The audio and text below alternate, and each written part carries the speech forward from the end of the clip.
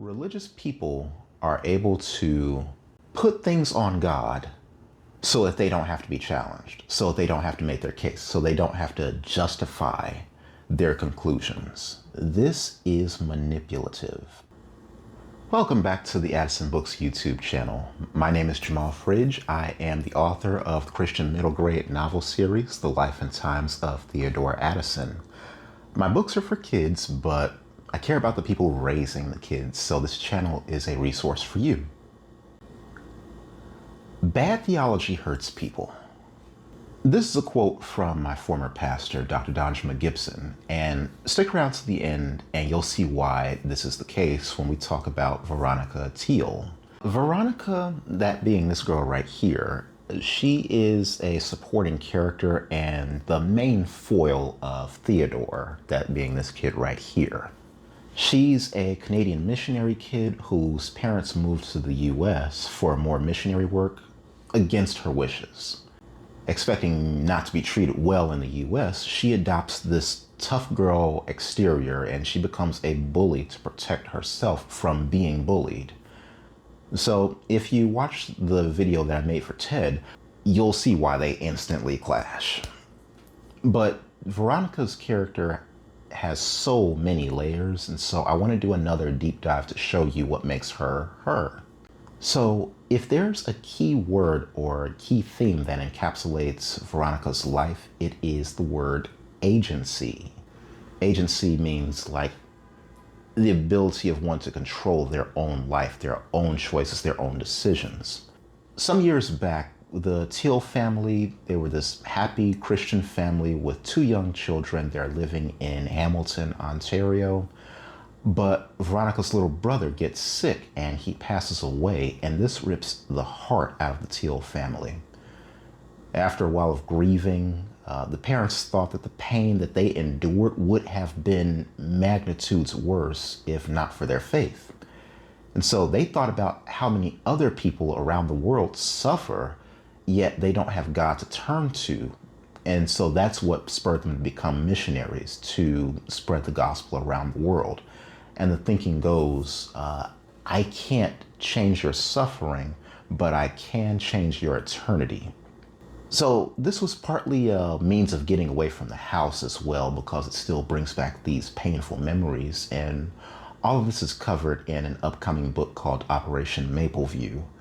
But as they travel the world, Veronica learns a lot about other people, other cultures. She picks up other languages, and she develops into this knowledgeable, cultured, physically strong young lady. And so when they come back home one summer, her dad comes to the family and tells them that he feels called to the US for long-term missionary work. And his wife agrees. And soon enough, they're packing and they're picking a place to go. But no one's really stopped to ask how Veronica feels about the whole idea. They hadn't even been to the US but a handful of times, and even then, only to Michigan a long time ago. And so realizing long term means years upon years, Veronica knows that her family is fundamentally changing. And she knew that there would come this point where there would be this blurring of the lines between being Canadian and being American. And she didn't want to be American. For those who don't know, so much of Canadian identity is wrapped up in distinguishing themselves from the United States. They do not want to be Americans. At the time that I'm recording this, it is late February 2025, and the president has been talking about making Canada the 51st state, and that's led to a ton of backlash from Canadians. Just to give you an idea of what that's like, we've lost a lot, like the United States has lost a lot of goodwill in Canada just in the few weeks that this has been floated out in the public sphere. It's not taken as a joke. It's not taken as something said just off color, it's taken very seriously in Canada, and it's affecting society up there. There was a point where I thought, Veronica's nationalism was, maybe a little too strong, a little too in your face when I was writing the books. And now I kind of question, is it strong enough? And that's just how much things have changed just in the past month. Anyway, so let's get back to the story of Veronica herself. She's worried about bullying, and so she's thinking about using her time abroad and the strength that she picked up, that physical strength.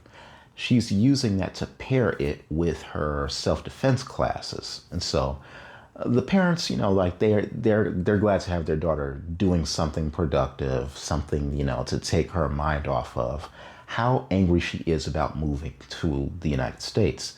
But her parents don't know that she's planning to pair her strength with her self-defense classes to use for offense. And so when she gets to school, she finds out that she's welcomed with open arms, and she finds that she doesn't even need to be this tough girl. But it's like she's established this reputation in school, and so it's like she can't take that mask off. And so she makes friends. She's, able to take care of herself. Things look good on the outside, but on the inside, her relationship with her parents remains fractured. Communication between them needs tons of work.